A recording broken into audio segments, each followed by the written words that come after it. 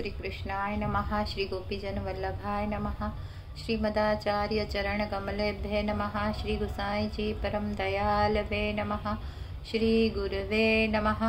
अपने माथे बिराजता सेव्य स्वरूपाय नमः। सर्व वैष्णवने जय श्री कृष्ण। હવે આજે આપણે કડી જોવાની છે 51મી। રસિક જન બહુ ના મિલે, સિંહ જૂથ નહીં હોય, બિરહ બેલ જહા તહા નહીં, ઘટ ઘટ પ્રેમ ન હોય, શ્રી વલ્લભ ઘટ ઘટ પ્રેમ ન હોય। ભાવાર્થ, સિંહના ટોળા હોતા નથી। વનનો રાજા સિંહ તો પોતાની મસ્તીમાં એકલો જ વિચરતો હોય છે, એકલો જ ફરતો હોય છે। એવી જ રીતે રસિકજનો અર્થાત ભગવદીઓ પણ ઠેર ઠેર ટોળાબંધ મળતા નથી। પ્રભુ વિરહની વેલ અર્થાત ભગવત વિયોગનો અગ્નિમાં ઝૂરતા જે ભગવદીઓ હોય છે, એવા ભગવતીઓ જ્યાં ત્યાં પ્રાપ્ત થતા નથી।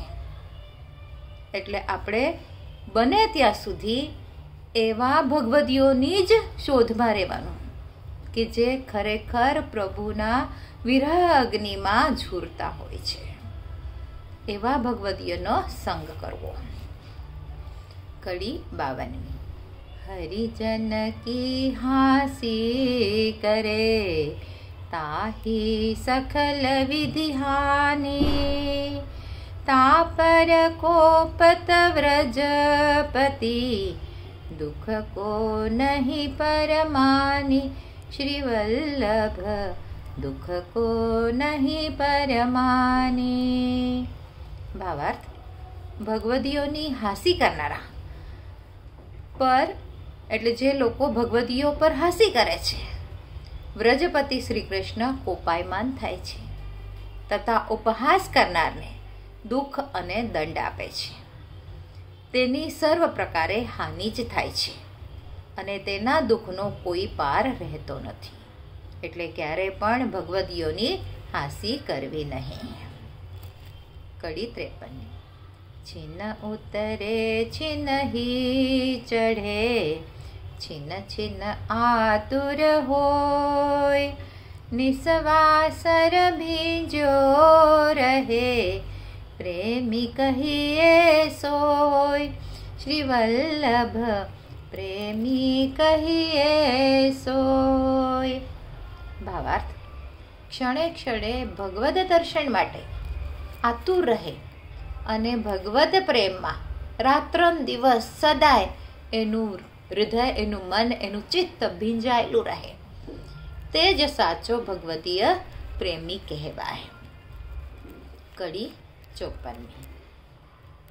ઉર બીચ ગોકુલ નયન જલ, મુખ શ્રી વલ્લભ નામ, असतादृशी के संगते, होत सकल सिद्ध काम, श्री वल्लभ होत सकल सिद्ધ કામ।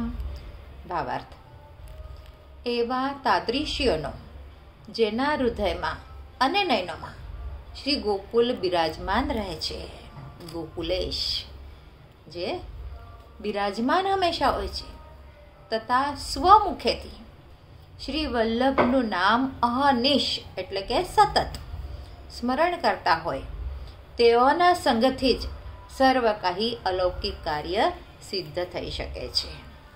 કડી 55। બિન દેખું આતુર રહે, પ્રેમ બાગ કો ફૂલ, ચિતન માને તાહી બિનું, प्रेम जो सबको मूल, श्री वल्लभ प्रेम जो सबको मूल। ભાવાર્થ, ભક્તોના હૃદયરૂપી પ્રેમ બાગનું ફૂલ શ્રી વલ્લભ ભાનુના ચરણ, શ્રી વલ્લભ ચરણો સિવાય અન્ય ક્યાંય ચિત્ત લાગે નહીં। એવો જે ભગવત પ્રેમ છે તે જ સર્વનું મૂળ છે। આજ માટે આટલી જ.